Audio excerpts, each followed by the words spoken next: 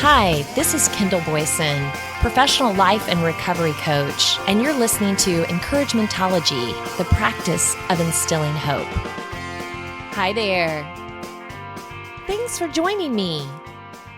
On this show, we are cracking open the psychology of emotions, specifically the fine line between anxiety and excitement. Have you ever found yourself on the edge of a thrilling adventure? Heart racing, palms sweaty, only to wonder, am I anxious or just excited? If so, you're not alone. Anxiety and excitement are emotional doppelgängers, mirroring each other in physical symptoms, rapid heartbeat, fluttering stomach, and that all too familiar rush of adrenaline. But here's the twist. Our mind plays the role of narrator, deciding whether this moment is a threat to be feared or an opportunity to be embraced. And once we slap a label on it, we start acting accordingly. Anxiety gets thrown around far too often, and when we're quick to diagnose every feeling of nervous energy as anxiety, we inadvertently give it more power than it deserves. But what if, instead, we took a step back and questioned whether we're actually afraid or just excited? By shifting the way we interpret our body's signals, we can reframe anxious energy into something productive, enthusiasm, motivation, and even joy.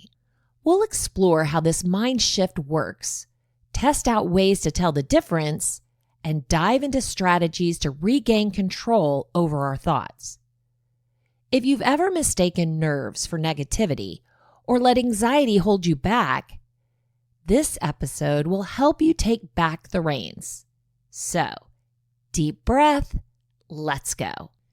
Anxiety and excitement are like two sides of the same coin. Psychologically, both can make your heart race, your palms sweat, and your mind buzz. The key difference? It's all about perception. Anxiety often stems from anticipating a negative outcome, while excitement is rooted in positive expectations. Recognizing this distinction is the first step in mastering our emotional responses. All right, let's get real for a second. We've all been there, standing in the wings before a big presentation, gripping the steering wheel on the way to an important meeting, or waiting for a text after sending a bold message. Your heart is racing, your stomach is flipping, and your brain is doing somersaults. But is it anxiety or is it excitement? Here's where we put this idea to test. Next time you feel those butterflies swirling, I want you to pause just for a second. Instead of immediately assuming, oh no, I'm so anxious, say to yourself, wait, what if I'm actually excited? Just that small reframe can shift your entire experience. And to make this more fun, let's try a quick mind flip challenge right now. So think back to a moment when you felt nervous energy. Maybe it was before a speech, a first date, or just a big change. Now, replay the scene in your mind. What was your body doing? Was your heart racing? Were your hands tingling? Take notice of how your body felt. Now, flip the script. Instead of saying, I was so anxious, say, I was actually really excited. Can you feel the difference? Let's take it a step further. When you experience those same feelings in the future, try saying it out loud. I'm excited, even if you don't fully believe it at first. What you're doing is rewiring your brain one phrase at a time. Sounds simple, right? That's because it is. The science behind this is fascinating. Anxiety and excitement activate the same psychological responses, but your brain assigns meaning to those sensations. And the best part? You have the power to change that meaning. Let's take a quick real-world example. Imagine two people are about to step on stage in front of a big audience. Both feel the same rush of adrenaline, the same racing heart. One thinks, oh no, I'm going to mess this up. This is terrifying. The other thinks, wow, this is an opportunity. I am pumped. Guess who's going to walk out there with confidence? The only difference is mindset. So the next time you're facing something big, don't default to fear. Choose excitement. Because guess what? You are excited. You're stepping into something new, something that matters, and that's thrilling.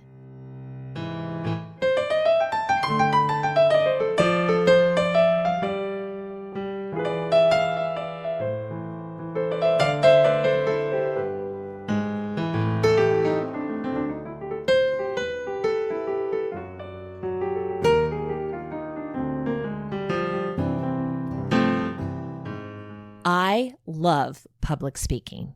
Said no one ever, but truly I do. I know people have said to imagine everyone in their underwear, but that seems distracting and disturbing. I like to believe everyone likes me and wants to hear what I have to say. I'm looking for a connection. You know, heads nodding. I should say nodding in agreement, not falling asleep. I love that feeling when the content makes sense and helps someone see a challenge a little differently. That's my goal. I'm so focused on these things that I don't even notice any nervousness. Who cares if technology gives you a few glitches, or you forget a key statement, or even lose your place? If you connect with the audience, the rest will work itself out. Dr. Inadvertently details transforming anxiety, how to turn worry into success, harness the power of anxiety to fuel your motivation and achieve your goals. Found at Psychology Today. Anxiety is commonly seen as a negative emotion, something to be avoided, suppressed, or controlled at all cost. But what if we shifted our perspective? What if anxiety, when understood differently, could actually fuel motivation, boost productivity, and enhance problem solving? Too often, we approach anxiety-inducing situations with fear and a sense of threat. We avoid them, procrastinate, or get stuck in a cycle of overthinking. There's a better way. Anxiety can work in our favor. So let's see how. But first, we have to understand anxiety as a signal. At its core, anxiety is a natural response to perceived threats or challenges. It's our brain's way of letting us know something is wrong and needs our attention. This response dates back to our ancestors, who had to remain vigilant to survive. Today, although our threats have evolved from predators to deadlines and social expectations, the purpose behind that anxious feeling remains the same: to prompt us to prepare and act. Seeing anxiety as the enemy can have a significant effect on our mental health and our ability to cope. When we view anxiety as an opposing force, we often react by avoiding it or attempting to suppress it. Doing so creates a vicious cycle. The more we try to avoid anxiety, the more it tends to intensify and persist, leading to feelings of helplessness. In addition, seeing anxiety as the enemy reinforces the negative beliefs we hold about anxiety, such as it being intolerable, which can then increase its intensity. This mindset can contribute to the development of maladaptive coping strategies, like rumination or avoidance, which are associated with higher levels of anxiety and depression. But anxiety can be a powerful motivator, pushing us to take action and achieve our goals. For instance, the anxiety you feel before an important presentation can drive you to prepare thoroughly, ensuring you perform well. Also, the anxiety around meeting a deadline can help you to prioritize tasks and manage your time effectively. When we recognize anxiety as a motivating force, we can channel it into productive actions. Here are some strategies for using anxiety in a positive way. Reframe your thinking. Instead of viewing anxiety as a sign of impending doom, see it as a natural response to a challenge you're ready to tackle. By changing your mindset, you can reduce the fear associated with anxiety and instead feel empowered to take action. For example, imagine you're feeling anxious about an upcoming job interview. Instead of interpreting your anxiety as a sign that you're unprepared or destined to fail, reframe it as excitement about the opportunity to show your skills. Research has shown that viewing anxiety as excitement rather than fear can significantly improve performance in stressful situations. In a study conducted by Harvard Business School, participants who were instructed to tell themselves, "I'm excited," before a stressful task performed better than those told to remain calm. This simple reframing helped them reinterpret their psychological responses to anxiety as a sign of readiness rather than panic.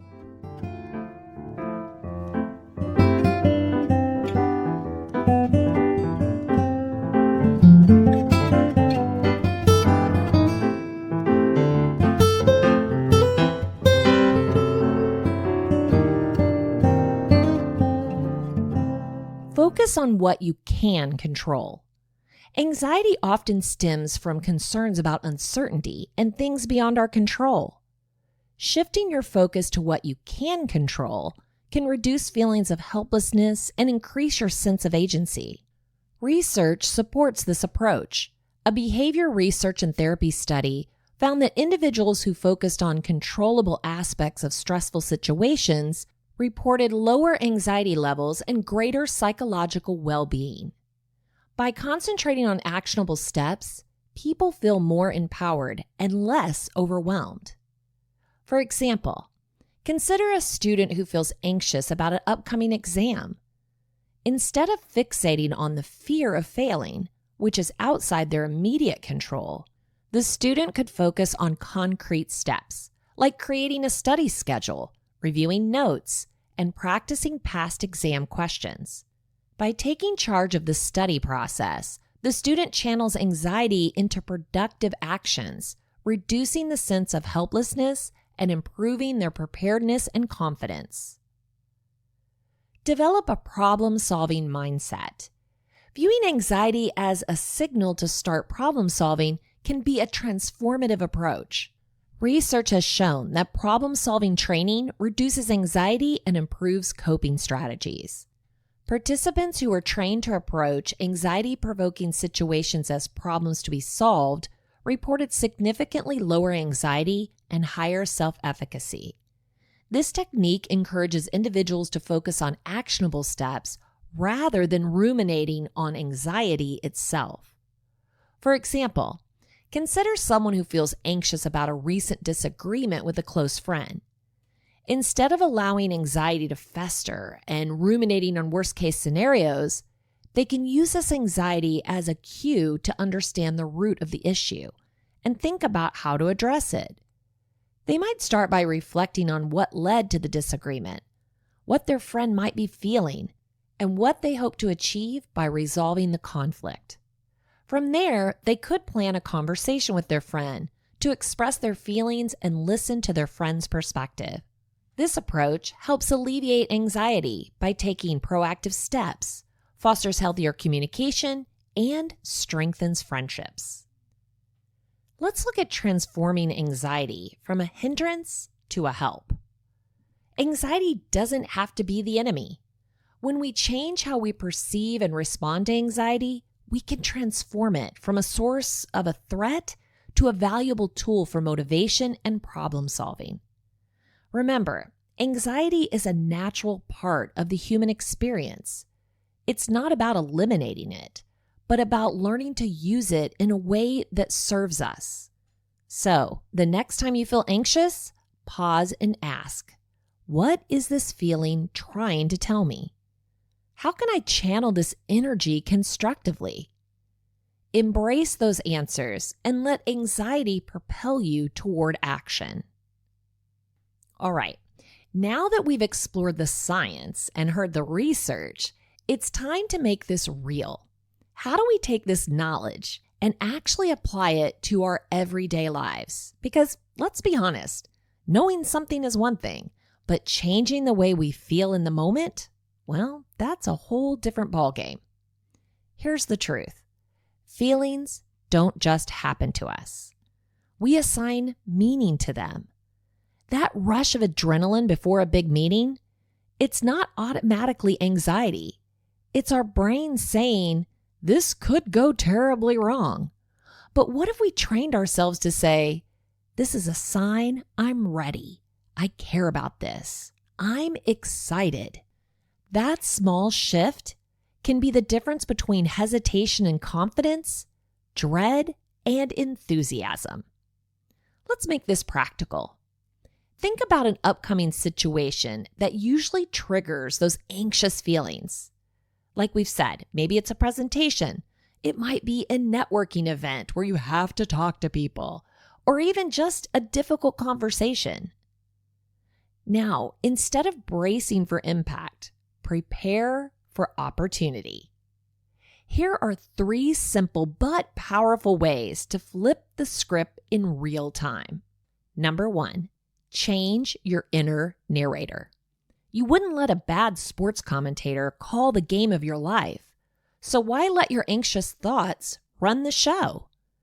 Instead of thinking, I can't handle this, I'm too nervous, say, I'm pumped, I'm stepping up. It might feel silly at first, but words have weight, and the way you talk to yourself matters. Number 2, use your body to trick your brain. Your mind might be freaking out, but your body can send a different message.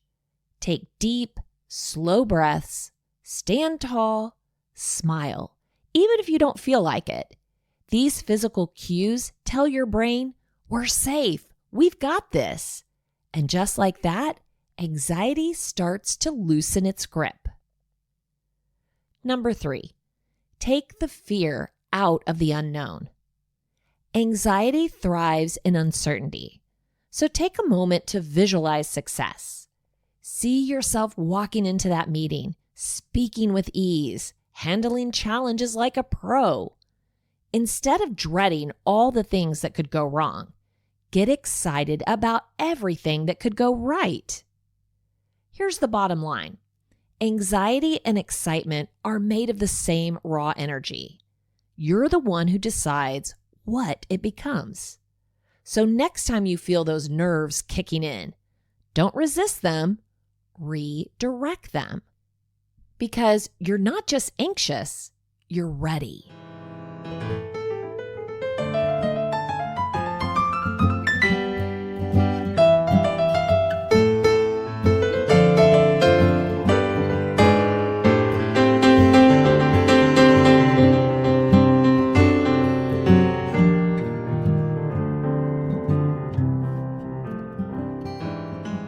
Megan Anna Neff declares feelings are not facts.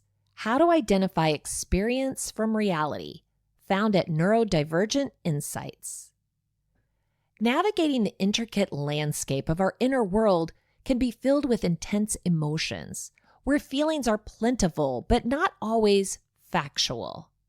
Feelings are not facts.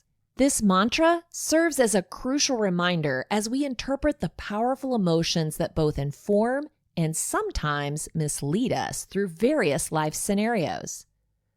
Emotions act as a barometer, gauging our needs and experiences with remarkable sensitivity. However, it's essential to remember that while emotions contain truth, they don't always align with the truth. The art of listening to and understanding our feelings is crucial, as is the skill of recognizing when they may be steering us off course.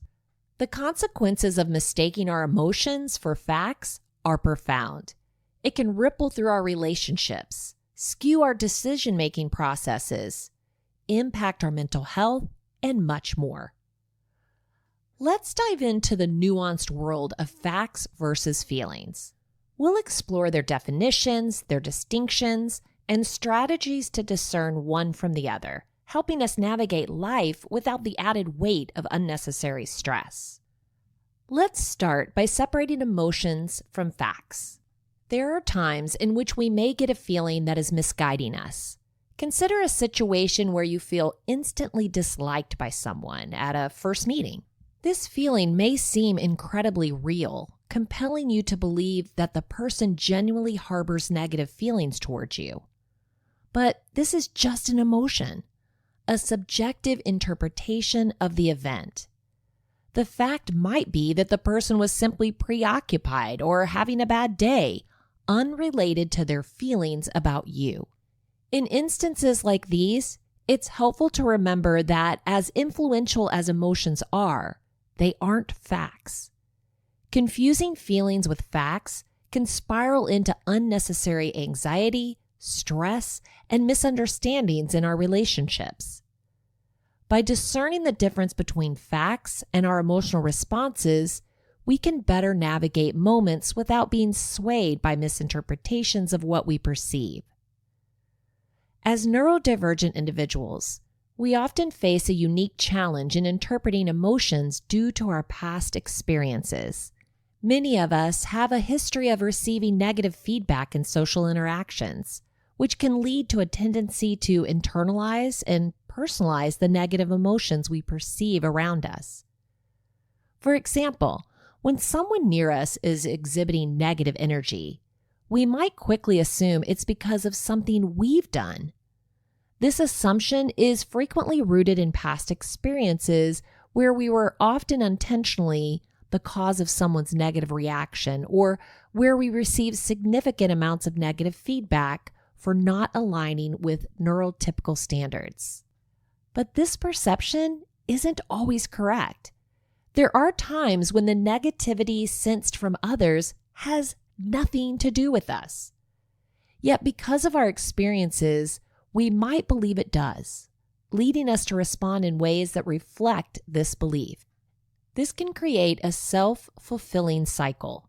We react to the assumed negativity, which could lead to actual negative responses from others, further reinforcing our initial assumption. Breaking this cycle is important for us and for those we interact with.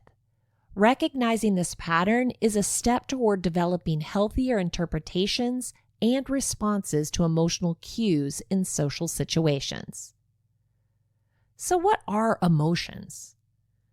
Emotions are deeply personal and subjective experiences encompassing feelings like happiness, sadness, anger, and fear. They are shaped by our perceptions, beliefs, past experiences, and cultural backgrounds, making each person's emotional experience unique. Emotions influence our responses to various situations and how we engage in social interactions. They offer valuable insights about ourselves and our surroundings, but can also be irrational and easily swayed. What are facts? Facts stand in contrast to emotions. They are objective and verifiable pieces of information that exist independently of our personal feelings or opinions. Facts are consistent and universal truths that apply to everyone, irrespective of individual perspectives. They are typically grounded in evidence, data, or direct observation and embody rationality and logic. Facts form the bedrock for making informed decisions, solving problems, and objectively understanding the world around us. Then what are the differences? Distinguishing between facts and emotions can be challenging, particularly in moments of intense or overwhelming feelings. Our emotions, though fleeting and subject to personal interpretation, can feel so convincing that they seem like concrete truths. While they do provide valuable information about our needs and facilitate communication with others, they should not be taken for objective facts. Emotions are malleable, shaped by our individual experiences and biases, whereas facts are immutable, unaltered by personal views or interpretations. Anxiety significantly influences how we perceive and process our emotions. For those with anxiety disorders, the challenge of separating facts from feelings becomes even more critical. It can be easy to fall into an anxiety loop, a relentless cycle of negative thoughts and feelings that seem to play on repeat, clouding the mind. Breaking free from this loop is often difficult as it can solidify into persistent negative emotions. When dealing with anxiety disorders, our feelings can easily eclipse our reality. Our perception of situations can become skewed, leading us to firmly believe our interpretations are the absolute truth. This belief sets off the anxiety loop. Take, for instance, a situation at work where a supervisor approaches you with a certain tone.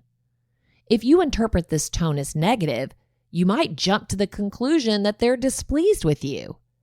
This thought spirals into assumptions of incompetence or impending job loss, leading your mind to search for faults in yourself. I'm not good enough. I'm worthless. These thoughts, though not based on factual events, begin to feel undeniably true and take a significant toll. Logically, such a drastic conclusion from a simple interaction is unlikely. But for someone with anxiety, it's a common reaction. A single scenario can trigger intense feelings and emotional responses that resonate so strongly they become our perceived reality. This reality becomes a lens we see the world from. It occupies our thoughts, reinforcing negative self-beliefs. Additionally, our body, particularly our nervous system, reacts to these thought loops as if they are actually occurring. We find ourselves in a state of fight or flight, responding physically to a situation that exists primarily in our minds. This psychological response can intensify the emotional experience, making it even more challenging to distinguish between perceived and actual threats. For individuals with anxiety, learning to differentiate our emotions from the actual reality is essential.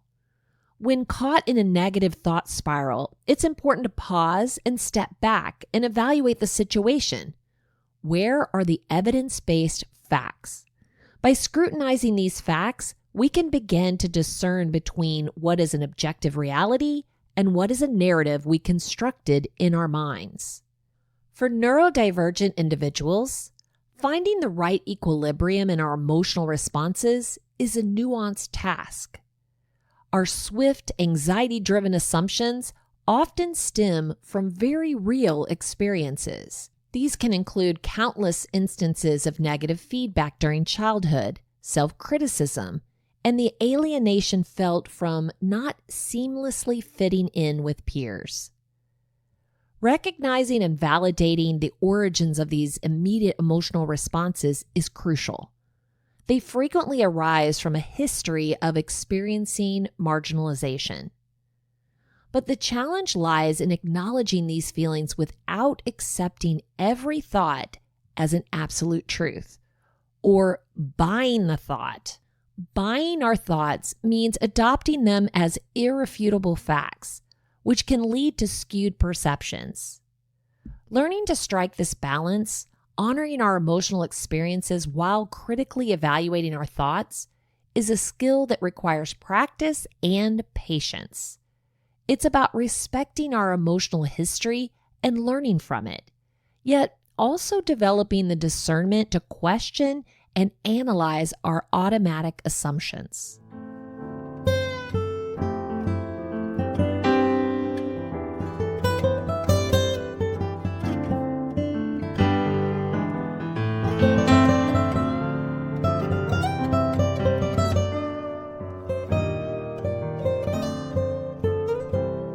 Blurring the lines between our emotions and reality can have profound consequences.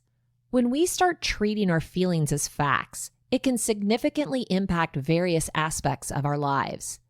By mistaking our emotions for facts, we may find ourselves making decisions based on irrational or biased thinking. This often leads to choices that are not in our best interest, potentially resulting in negative outcomes. Also, interpreting our emotional reactions as concrete facts can cause misunderstandings and conflicts in our relationships.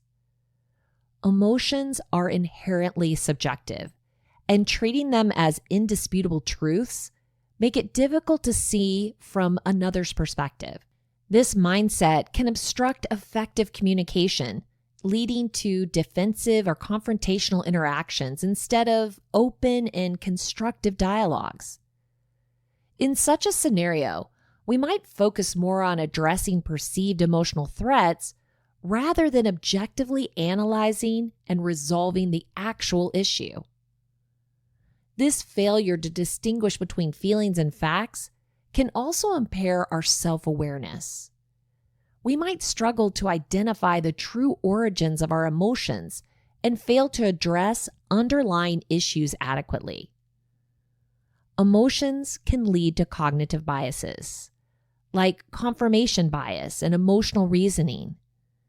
Accepting our emotions as facts can result in the development of skewed belief systems that reinforce our existing biases. Additionally, equating emotions with facts can heighten our susceptibility to emotional turmoil. Emotional resilience involves recognizing, understanding, and managing our emotions, a process hindered when we view emotions as objective truths.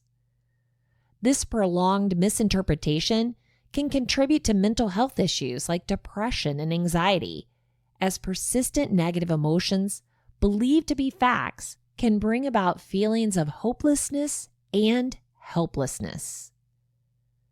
The impact of conflating feelings with facts is far-reaching, affecting our decision-making, relationships, mental health, and overall well-being.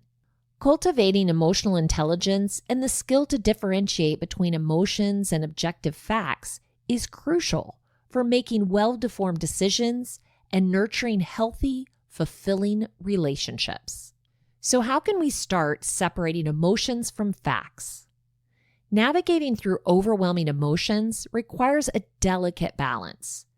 When something feels off, it's important not to dismiss these feelings, but rather confront them. Ignoring or suppressing emotions seldom leads to resolution, and they tend to persist. Sometimes understanding and resolving emotional turmoil involves deeply exploring these feelings and considering how your thoughts or actions might be contributing factors. Separating emotions from facts, while challenging, is essential for making value-consistent decisions and gaining a clearer view of any situation. Here are some strategies to help you make this distinction. Pause and reflect. Isn't that always such a good answer for anything? Step back from the situation and give yourself space to reflect. Assess your experiences, your thoughts, and the emotions that arise. This pause can offer valuable perspective, and isn't that true for just about everything? Pause and reflect. Next, identify emotions. Name and acknowledge your feelings. Are you angry, sad, anxious, or excited? Being specific in labeling your emotions can bring clarity and help separate them from your thoughts. Even Head Start and elementary schools have the little chart with the little emotions. So someone might say, "I'm mad." And then when you dig a little bit deeper, you might find out they're actually sad. So it's a great way of digging beyond the surface. Go a couple of levels deep. You might always use anxious as just your go-to emotion. Distinguish thoughts from feelings. Recognize that your thoughts may be colored by emotions, which can lead to cognitive biases. Try to differentiate what you're feeling from what you're thinking. And contextualize your thoughts. Consider what past experiences may have increased your vulnerability to these assumptions. Understanding the historical context of your reactions can be a compassionate way to recognize why your mind might jump to the worst-case scenarios. Identify cognitive distortions. Be aware of common cognitive distortions like catastrophizing or all-or-nothing thinking. These can warp your perception of reality. Recognizing these patterns can help you challenge and reframe them. Examine the evidence. Seek concrete, objective evidence supporting your thoughts and feelings. If there's a lack of factual backing, it might indicate that emotions are shaping your perception. Get curious and consider alternative explanations. Embrace curiosity and explore other possible interpretations of the situation. Look at it from all angles. This can broaden your perspective and reduce emotional bias. Seek external input. Discuss the situation with a trusted, impartial individual. An external viewpoint can be invaluable in discerning whether emotions are influencing your judgment. Keep in mind, emotions are a natural and integral part of our human experience, providing important insights into our needs and desires. But mastering the art of distinguishing emotions from facts is a valuable skill. It paves the way for better decision-making and fosters a deeper understanding of ourselves, our relationships, and the world around us. Trying to calm down during a bout of anxiety is likely futile.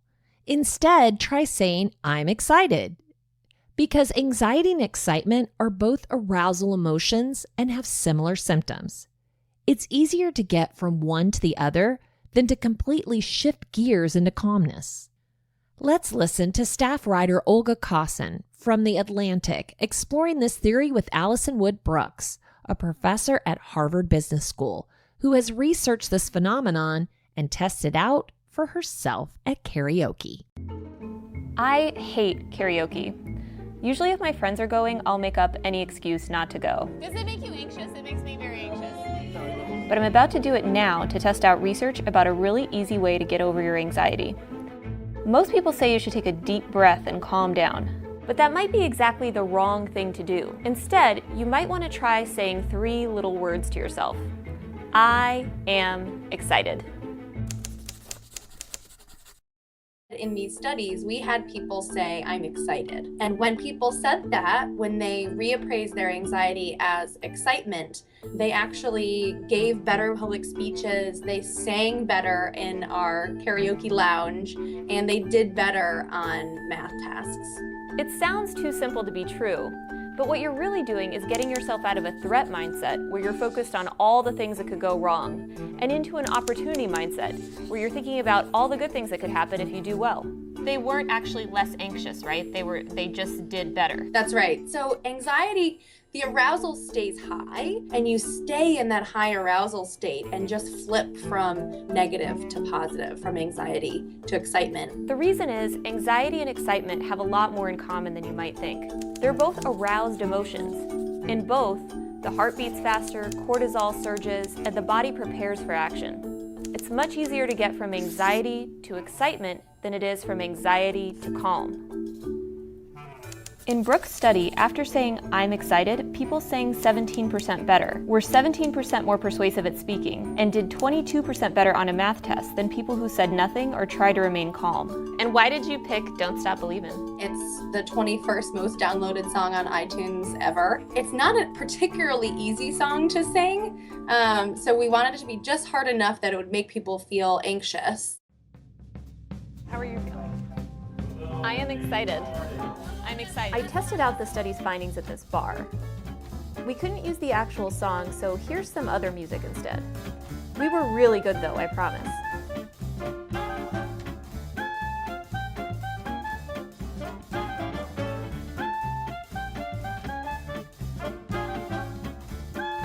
Give it up for the ladies.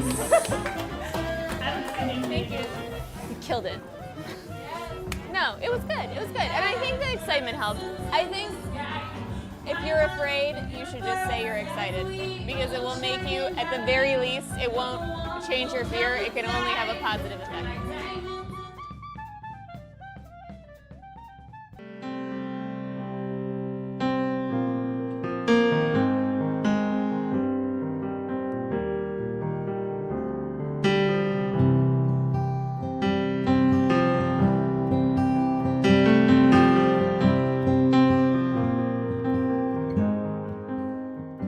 If you want to share encouragementology with a friend who needs to know they're not alone in this journey of self-discovery, you can visit encouragementology.com or anywhere you stream your content to receive this episode and all others. Follow us on Facebook and Instagram for additional encouragement throughout the week. So I challenge you. Next time anxiety knocks, greet it with excitement. Embrace the energy and let it propel you forward. Instead of fearing the moment, step into it with confidence, knowing that you have the power to shape your own experience. I know you can do it. Thank you for listening to Encouragementology with Kendall Boyson, where we find positive ways to handle some of life's challenges. I stumbled through until the path was clear.